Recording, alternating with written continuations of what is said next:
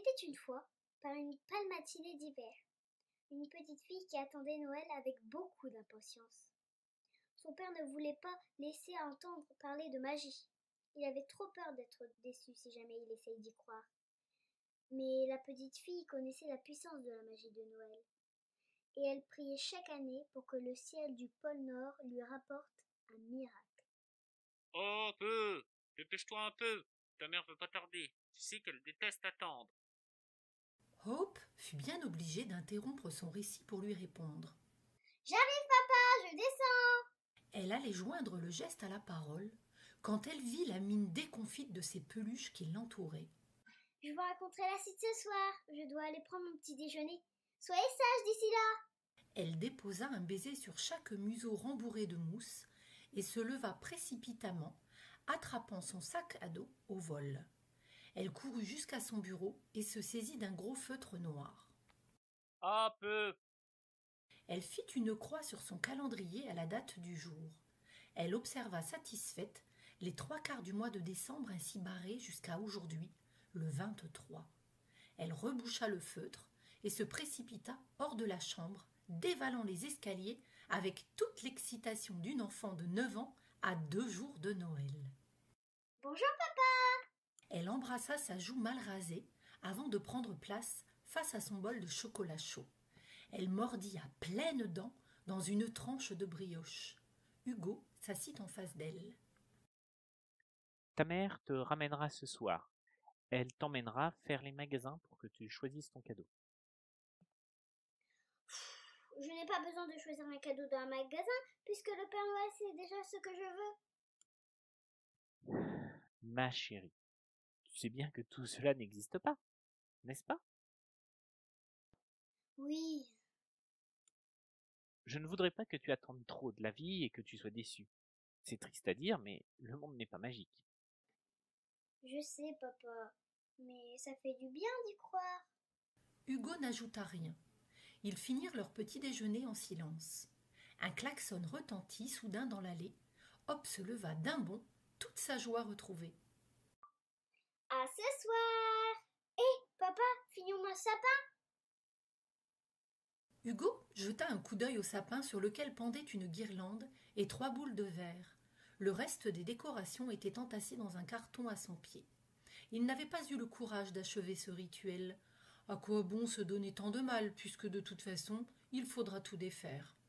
La porte d'entrée se referma sur l'enfant, et soudain, il sembla à Hugo que sa maison venait de perdre toutes ses couleurs.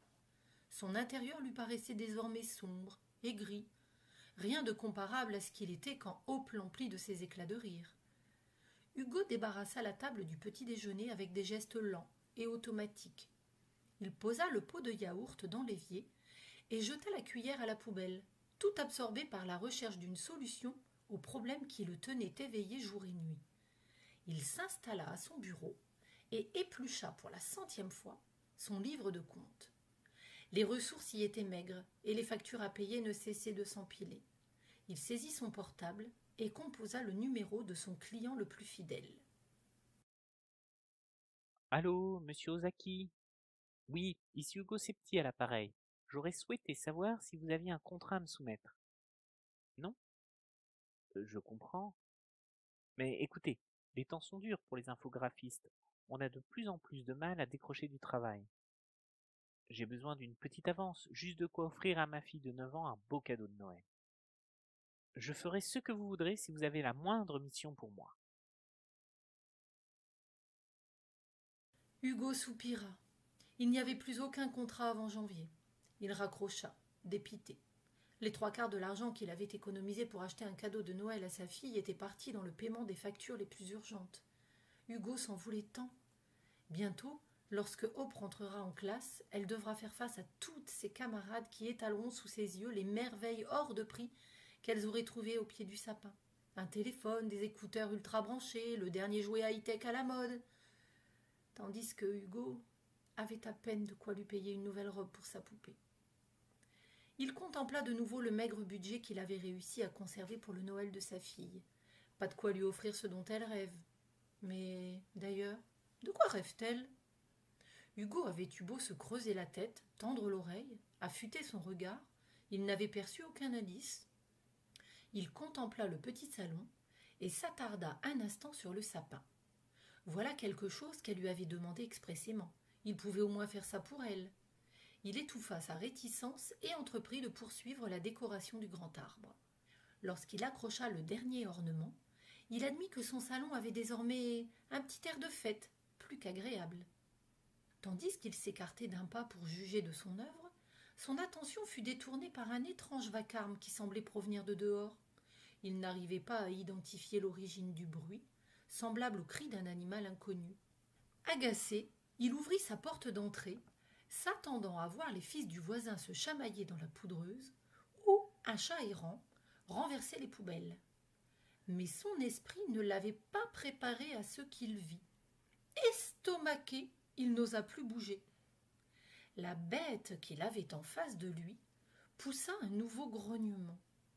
Son mufle se tenait à quelques centimètres de son nez.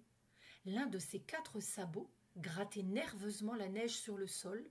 Ses bois gigantesques dominaient fièrement des yeux pleins d'intelligence. Un renne? Il y a un renne dans mon jardin. Il retrouva vite ses esprits, cherchant une explication rationnelle. Avec prudence, il se pencha pour regarder derrière le renne. D'abord à droite, puis à gauche. Il ne vit personne. La rue était déserte. Si c'est une plaisanterie, je la trouve pas drôle du tout. En guide de réponse, l'animal lui brailla dans les oreilles. Hugo inspira un grand coup, rassembla tout son courage et se mit à hurler comme un forcené en faisant des moulinets avec les bras dans l'espoir de faire fuir le renne. Cela n'eut aucun effet sur l'animal qui resta là, placide, à l'observer. Hugo décida donc qu'une solution de repli était plus qu'adéquate. Dos au mur, il rasa le crépi fissuré et se précipita à l'intérieur de la maison, fermant la porte au nez du grand herbivore. Il resta un instant contre le panneau de bois, tendant l'oreille. Plus aucun son ne lui parvenait. Discrètement, il entr'ouvrit la porte pour y jeter un coup d'œil. À sa grande déception, il vit le renne couché sur le perron qu'il observait attentivement. Il referma la porte excédé. Il n'y a aucune raison de paniquer. Tout ça doit avoir une explication logique. Il doit bien venir de quelque part, ce renne. Il n'est pas tombé du ciel. Il réfléchissait ainsi à haute voix, tout en faisant les 100 pas dans son salon, s'arrêtant de temps à autre pour jeter un coup d'œil par la fenêtre. À chaque vérification, il constatait avec dépit que le renne n'avait pas levé le camp. Que dois-je faire? Je ne peux pas laisser un renne dans mon jardin. Il faut que je trouve d'où ils viennent pour pouvoir l'y ramener. Il sera sans doute échappé de quelque part. Mais d'où? Peut-être provient-il d'une animation pour les enfants de la commune. Hugo réussit à se convaincre que c'était là l'explication la plus réaliste. Parfois, les communes faisaient appel à de faux Pères Noël qui venaient en traîneau ou à dos de renne pour être plus crédibles et faire oublier aux enfants la ressemblance avec le garde champêtre du village. Il saisit son téléphone et composa le numéro de la mairie. L'attente lui parut interminable. Lorsqu'il eut enfin quelqu'un sur la ligne, il tenta d'expliquer du mieux qu'il le put comment il avait trouvé un renne devant sa porte et à quel point il en a été désappointé. Mais le maire ne le prit pas au sérieux. Écoutez, monsieur, vous trouvez peut-être que cette plaisanterie est irrésistible, mais on me la fait tous les ans à l'approche de Noël. Vous comprenez donc que j'ai d'autres chats à fouetter que de courir après tous les rennes du pôle Nord dont la boussole s'est détraquée. Furieux de cette réponse, Hugo se creusa de nouveau les ménages. De toute évidence, si le maire ne le croyait pas, c'est qu'il n'y avait pas d'animation prévue avec ces animaux dans les environs. Réfléchis, mon vieux. D'où peut bien venir cette bestiole? Il se frappa soudain le front, comme atteint d'une révélation.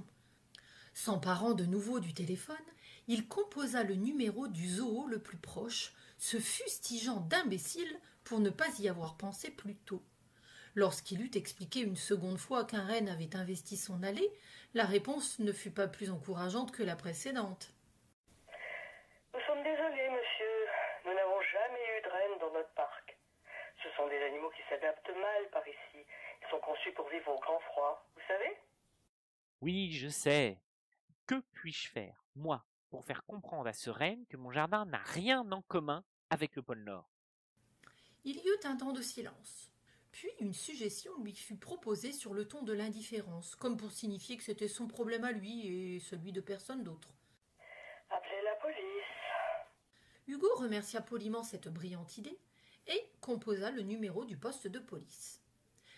La standardiste lui fit comprendre qu'elle n'avait pas que ça à faire et que pour tout ce qui était problème d'animaux, il fallait de toute façon se référer à la brigade de contrôle des animaux sauvages. On lui donna le numéro, on lui souhaita un joyeux Noël et on le laissa tout seul avec son souci. Hugo commençait à se fatiguer. Il se massa les tempes, excédé par la musique d'attente qui repassait pour la 16e fois. De toute évidence, la brigade de contrôle des animaux sauvages avait mieux à faire qu'à répondre au téléphone. Écœuré à l'idée d'entendre la 9e symphonie teintée de grésillements résonner une fois de plus dans les oreilles, il prit le parti de lâcher l'affaire. Il raccrocha et ouvrit de nouveau la porte. Le renne était toujours là, peu impressionné par les efforts qu'il avait déployés pour s'en débarrasser. L'animal le fixait de ses grands yeux noirs, attentif à ses moindres gestes. « D'où est-ce que tu peux bien sortir? Tu ne pouvais pas aller te planter dans le jardin de quelqu'un d'autre ?» Le renne fit un brusque mouvement de tête et envoya Hugo dans la neige d'un coup de museau. Agacé, ce dernier se remit sur ses pieds et s'épousseta comme il le put. Sans grand succès, hélas, il avait de la neige jusque dans les cheveux. Le renne émit une série de grognements courts, comme s'il riait de sa farce. Et ça te fait rire en plus. Tout à coup, une voiture s'arrêta dans la ruelle et une enfant en descendit. Toute joyeuse de rentrer chez elle, Hop courut vers sa maison, sa tresse blonde volant dans le vent. Lorsqu'elle parvint dans le jardin, elle s'arrêta net, estomaquée d'y voir un renne. La surprise laissa place à la joie, et elle s'élança vers l'animal qui l'accueillit avec un nouveau braillement. « Ne t'approche pas de lui, il est petit. » Hugo n'eut pas le temps de finir sa phrase, Hop était déjà en train de caresser la tête de l'animal tout en lui parlant d'une voix douce. Parfaitement immobile, le renne ferma les yeux. Il semblait apprécier les caresses de l'enfant. Hugo en resta bouche bée. Hop venait de transformer ce mastodonte brutal en un véritable petit agneau. Ce n'est pas croyable. La fillette flattait l'encolure du renne qui tendit son cou du mieux qu'il put pour continuer à recevoir ses caresses. « Eh bien, mon beau, tu es loin de ta maison. Tu es perdu ? » Ça doit être une animation pour les fêtes. Ils ont sans doute perdu leur reine. Tu ne penses pas que ça pourrait être… Elle s'arrêta au beau milieu de sa phrase, comme si elle regrettait d'en avoir trop dit. Quoi ? Non, rien. Le renne entreprit de lécher la main de l'enfant. Celle-ci se mit à rire aux éclats. Hugo se prit à sourire. Il aurait voulu qu'Hop ne cesse jamais de rire. Demain, on cherchera à qui il appartient. Pour l'heure, on devrait rentrer, il se fait tard. D'accord. Hugo retourna dans la maison et s'arrêta dans l'entrée. D'ici, on avait une vue imprenable sur le pin qui trônait dans son salon. Il contempla le sapin avec fierté, peu mécontent de son ouvrage. Il entendit sa fille entrer à sa suite et ne put résister à l'envie de voir sa réaction. Lorsqu'il se retourna, il découvrit avec effroi que le renne se tenait dans son vestibule. Hop referma doucement la porte derrière lui, comme si elle accueillait un invité à prendre place au coin du feu. Les animaux, ça dort dehors. Mais il fait si froid dehors. Chérie, ces bestioles-là vivent au pôle Nord. Les yeux de la petite fille s'écarquillèrent en tombant sur le sapin. Waouh! Tu l'as fait! Il est magnifique, dis! Tu es le meilleur des papas! Hugo ne put retenir un sourire. Hop revint à l'attaque après ce compliment stratégique. S'il te plaît, c'est juste pour une nuit. Tu l'as dit toi-même, demain on retrouvera ses propriétaires. Hugo poussa un profond soupir. Il observa le renne pour ne pas croiser le regard implorant de sa fille. L'animal semblait comprendre l'enjeu du débat puisqu'il le regardait avec le même air de supplication. Bon, d'accord, vous avez gagné. Hop courut dans ses bras, tandis que le renne braillait joyeusement. Il s'éclipsa en cuisine, laissant Hop faire visiter la maison à son nouvel ami. À chaque explication de la fillette, l'animal poussait un grognement sonore comme s'il s'émerveillait de tout ce qu'il voyait. Ils achevèrent leur visite guidée devant le sapin, admirant leur reflet dans les boules de verre colorées. Devant les épines parfumées de l'arbre, le renne ne put résister plus longtemps. Il tendit le cou et croqua une branche de ses incisives tranchantes. « Ah non, on ne grignote pas notre beau sapin. Si tu as faim, prends plutôt un sucre d'orge. » Elle lui tendit la confiserie qu'elle avait gardée dans sa poche pour le souper. Un renne ne mange pas ça, Trésor. N'entendant plus rien, il jeta un coup d'œil au salon. Le renne n'avait fait qu'une bouchée du bonbon. Hope se tourna vers lui, l'air triomphal. « Il adore ça !» Ils dînèrent sous l'œil attentif du renne. Hugo ne s'habituait pas à voir un si grand animal dans son intérieur. Après avoir débarrassé leurs assiettes, ils sortirent le promener. Ce dernier les suivait à travers les routes comme s'il eût été un petit chien sage. Ils croisèrent quelques passants amusés, des enfants émerveillés, des canidés méfiants et des chats de gouttière peu tolérants. Une fois de retour, après s'être réchauffés au coin du feu et avoir nourri le renne avec quelques poignées de sucre d'orge, il était temps pour Hope de monter se coucher. Elle gratifia le museau du renne d'un doux baiser et partit rejoindre ses quartiers. Lorsqu'Hugo la rejoignit, elle s'était déjà glissée sous les draps, nappée dans un sommeil paisible. La journée avait été riche en surprises et en émotions. Pas étonnant que l'enfant se soit si vite endormi. Il lui caressa doucement les cheveux, puis remonta la couverture sous son menton d'un geste tendre de crainte qu'elle n'attrape froid. Il resta quelques instants pour contempler son visage juvénile planer au pays des rêves, quand tout à coup, son regard fut attiré par un coin de papier dépassant de son oreiller. Intrigué, il s'en saisit avec prudence pour ne pas la réveiller. Il s'agissait d'une enveloppe. À l'intérieur, une simple feuille d'imprimante sur laquelle couraient des mots d'enfant. « Cher Père Noël, j'espère que tu vas bien. Tu dois avoir beaucoup de travail cette année encore. Alors je te souhaite beaucoup de courage et je te remercie d'apporter le bonheur dans toutes les maisons du monde. Je ne t'ai pas encore dit ce que je voulais pour Noël. C'est tout simple et je crois que tu es le seul à pouvoir faire quelque chose. Je voudrais que mon papa soit le plus heureux, même s'il dit toujours que tout va bien. Je vois bien, moi, que ça ne va pas, même si je pense qu'il ne se rend pas compte. Il ne sourit plus autant qu'avant quand maman et lui s'aimaient encore, je veux dire. Mais le plus embêtant, c'est qu'il ne croit pas. Il doute sur beaucoup de choses, toi y compris. Et je trouve ça très triste. S'il voyait comme le monde est magique, peut-être qu'il serait plus heureux. Tu crois que tu pourrais faire quelque chose pour l'aider à croire? Je t'embrasse, Père Noël. N'attrape pas froid. Hugo relut la lettre, encore et encore, jusqu'à la connaître par cœur. Jamais il ne se serait douté que ce soit là le souhait le plus cher de sa fille. Il se sentit à la fois ému et quelque peu vexé. En quoi le fait de ne pas croire faisait de lui quelqu'un de malheureux? Ce n'était pas sa faute si le monde était tel qu'il était, sans magie, sans poésie. L'enfance n'est qu'une grande illusion qui s'étiole au fur et à mesure que l'on grandit.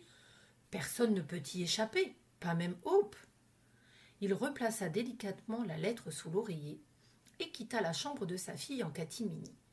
Lorsqu'il descendit l'escalier, encore tout absorbé par sa récente lecture, il fut surpris de voir le renne qui l'attendait en bas des marches. « Je t'avais complètement oublié, toi. » Le renne poussa un grognement. Hugo n'aimait pas les mystères. Pour lui, une énigme est là pour être éclaircie. Pas d'hypothèse farfelue, ni d'histoire abracadabrante, il avait besoin de faits et rien d'autre. Ignorer d'où venait l'animal le rendait très nerveux.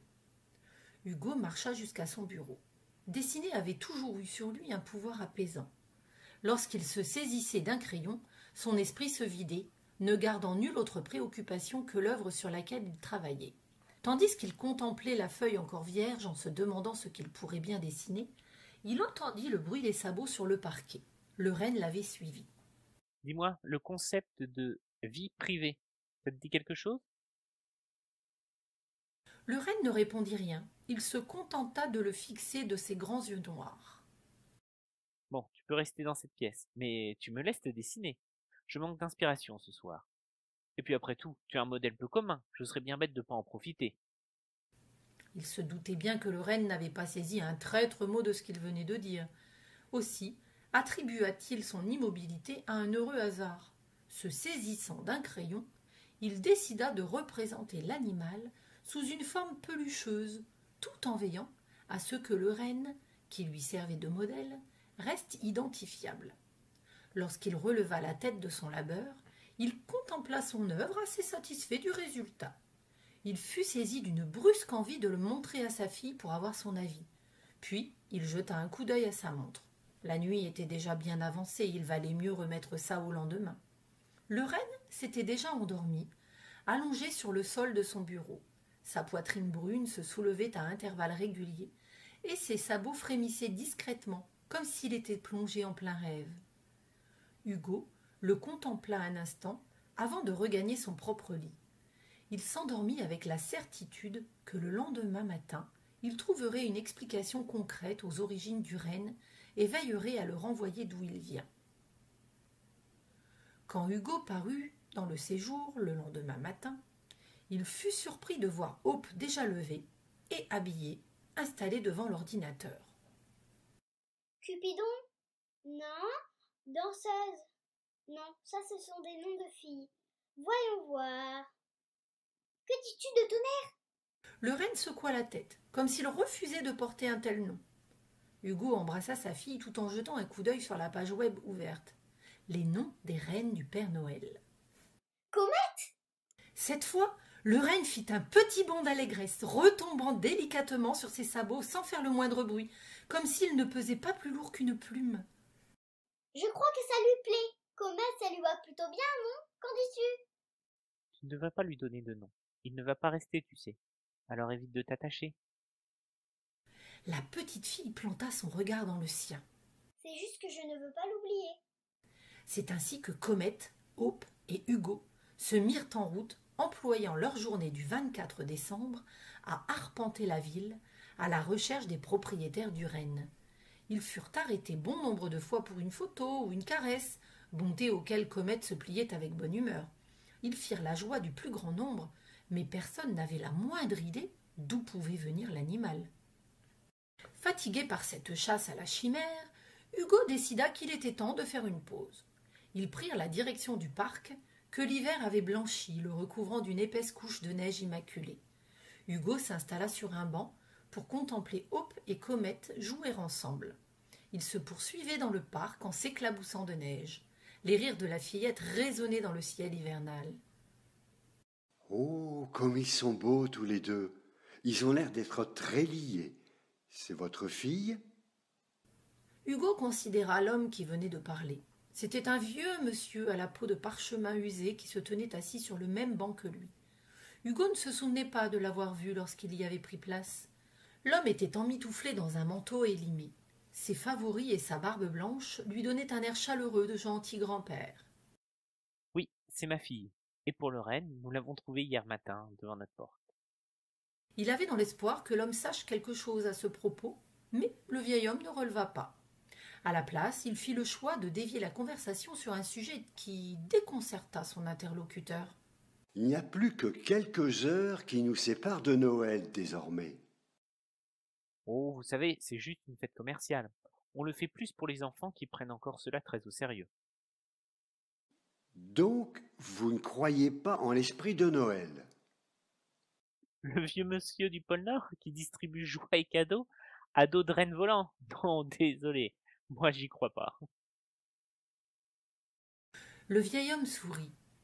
Peut-être ne croyez-vous pas en ça, mais il y a d'autres choses en lesquelles on peut croire. L'amour, il y a l'espoir, le bonheur, c'est aussi ce que rappelle Noël. Nous ne maîtrisons pas tout dans ce monde, vous savez, et parfois les explications les moins rationnelles sont celles qui nous rendent le plus heureux. Le vieillard se tut un instant pour laisser le temps à Hugo de méditer ses paroles. Toute la question n'est pas de savoir s'il est possible que cela existe. La question est de savoir ce que vous y gagnerez si vous décidez d'y croire. Hugo ne savait pas trop quoi penser de tout cela. Plus il y réfléchissait, plus les paroles du grand-père faisaient sens. Hope lançait sur Comète des boules de neige que l'animal esquivait en bondissant. Il prit soudain conscience que Hope n'avait jamais cherché à savoir d'où venait Comet. Il était apparu là où elle avait profité de chaque seconde en sa présence. Hugo avait perdu son temps à chercher une explication et avait laissé passer sa chance de profiter de cette occasion rare. Il s'était retiré au second plan, trop absorbé par ses pensées rationnelles au lieu de profiter de ces moments précieux avec sa fille. C'est d'ailleurs ce qu'il faisait à chaque Noël. Si elle n'avait pas insisté, il n'aurait probablement même pas installé le sapin. Peut-être que sa fille avait raison. Peut-être qu'à force de ne croire en rien, il en était venu à douter de l'existence même du bonheur. Un homme en costume marcha à grands pas vers lui, un téléphone collé contre son tympan, un petit garçon pendu à son bras. Il s'arrêta devant Hugo et raccrocha son téléphone pour lui serrer la main. « Combien pour votre reine ?» Hugo en resta muet de stupeur. « Mais il est pas à moi et je... » « Mon fils le veut. Donnez-moi votre prix, je suivrai. » Hugo fut tenté un instant d'accepter. L'homme avait déjà sorti son carnet de chèques, attendant un prix. Après tout, personne n'était venu réclamer ce renne et il n'allait pas rester éternellement dans son salon. Et puis, l'argent, c'est ce qu'il lui fallait pour offrir un beau Noël à sa fille, non ? Pourtant, quelque chose le retenait. Il regarda à nouveau Hope et son éclatant sourire. Comet et elle n'avaient jamais paru aussi heureux. Il se prit à croire que ce renne était venu pour eux. Peut-être même était-il une réponse à la lettre que Hope avait écrite au Père Noël. Même si le Père Noël n'existe pas, qu'importe. Comet existe, lui. Il regarda l'homme et soutint son refus. Son interlocuteur insista. Il n'avait pas l'habitude qu'on lui résiste. Il lança en l'air des chiffres astronomiques sans grand succès. Hugo était résolu. Le petit garçon se roula par terre. L'homme l'attrapa par le bras pour le relever et s'éloigna avec fureur. Vous auriez pu offrir le plus beau des cadeaux de Noël à votre fille avec tout cet argent. Hugo sourit, les yeux posés sur Comet. Elle l'a déjà eu. Le vieux monsieur sembla satisfait de cette réponse. Il lui souhaita un joyeux Noël lorsqu'Hugo se leva pour prendre congé. Ce dernier lui rendit ses vœux avant d'appeler Hope. La petite fille revint vers lui, Comet sur les talons. Et si on rentrait ? On a une fête à préparer. La petite s'élança sur le chemin du retour, suivie de près par Hugo, le cœur léger. Il lui sembla soudain que Comet n'était plus avec eux. Il se retourna et vit l'animal au beau milieu de l'allée enneigée, qui restait seul, à les observer s'éloigner. Il revint sur ses pas et s'approcha du renne. « Viens, Comet, on rentre. » Mais l'animal ne bougea pas d'un poil. Qu'est-ce qui lui prend ? Pourquoi il ne nous suit pas ? C'est évident. Hope les avait rejoints. Elle dévisagea le grand-père resté sur le banc. Il a du travail. Quoi ? La fillette ne lui répondit pas. Elle posa sa tête contre le museau du renne. Au revoir, Comet, je ne t'oublierai jamais. Il lécha la main de l'enfant et donna un gentil coup de museau à Hugo. Le cœur gros, ce dernier lui donna une bourrade d'adieu.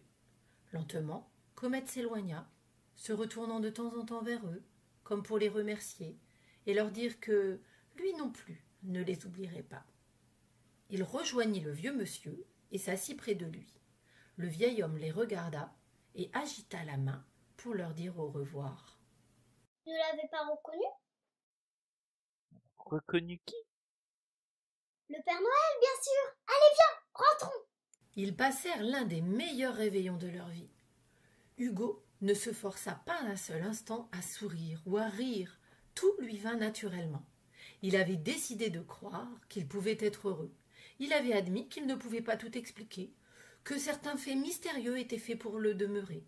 Et lorsqu'il voyait Hope sourire, il parvenait même à croire que le monde gardait en lui un brin de magie.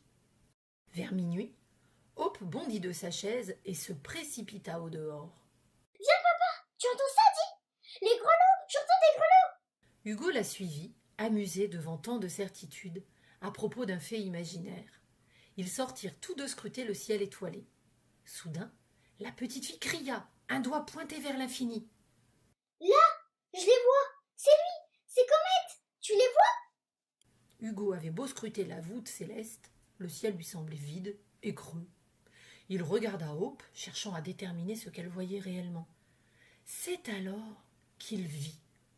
Dans le reflet de ses iris de saphir, il vit voler un traîneau tiré par un attelage de rennes. Comet passait dans le ciel, ils le percevaient distinctement à travers les yeux de Hope.